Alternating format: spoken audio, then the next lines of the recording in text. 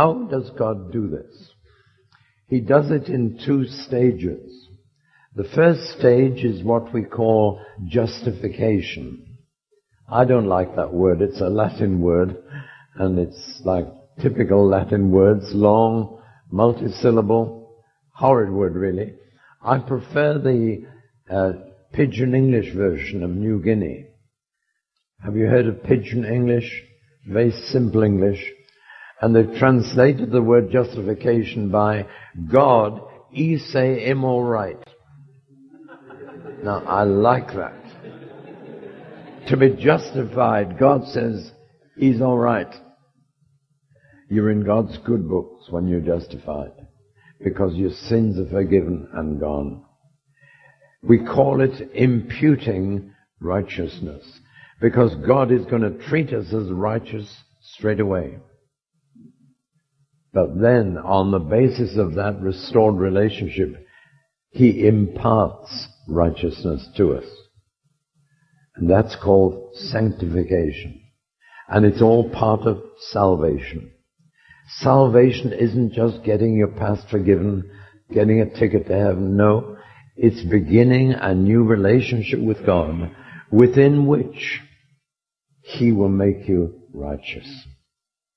There's a man in the north of England who is a headmaster of what we used to call a Borstal school, which is a place of correction for young men in trouble, young men who've got into crime. And this dear headmaster is a wonderful man. He loves the boys with agape love. And he told me about one boy who just would not respond to treatment. He tried hard treatment, punishing him. He tried soft treatment, giving him treats. He tried every way he knew. And this sullen, angry, rebellious boy didn't change that much. Finally, this headmaster called this boy into his office. He said, you realize I've tried every way I know to help you to turn over a new leaf and live a new life. I really have tried. But he said, you don't respond. But he said, I have one more thing that I could do to help you. And he said, I need your permission for this, which surprised the boy.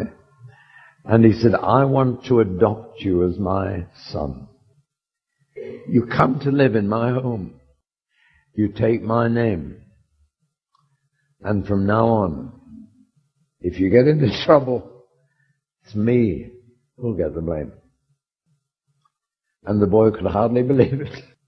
But he agreed.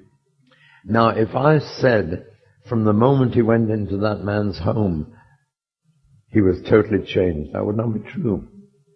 If I said that the moment he began to live in that man's home as his son, he began to change, that was true. And he got better and better and better. That's how God deals with us. He forgives your sin, treats you as righteous, and then says, now you're my son. If you do wrong things now, it's me who will get the blame. But you're my adopted child. Isn't that lovely? That's the gospel. It's a gospel of righteousness. And when I preach in prison, I don't offer them love, I offer them righteousness. And I found that everybody I talk to, in their heart, wishes to be a better person. And I ask people, are you as good a person as you want to be at your age? And everybody has regrets. Everybody wishes they'd been better. And the good news of the gospel is you can be. But only God can do it for you. God can make you a saint. And he's doing it all over the place. And we can see people changing for the better and ultimately for the best because of this gospel of righteousness. I think I'm going to stop there. There's much more I could say, and maybe we'll say a little more in the second session. Right. There are many gospels going around at the moment. There's the gospel that says you must be holy. And there's another gospel that says you needn't be holy. But my gospel is you can be holy. And that's an offer. Holiness is not a demand, it's an offer. And God doesn't just offer us forgiveness, He offers us holiness. He offers us righteousness. And therefore, there are two things that God finds very offensive. One is unrighteousness. And God can't live with that. He finds it very offensive to His righteous nature that anybody should be living in unrighteousness.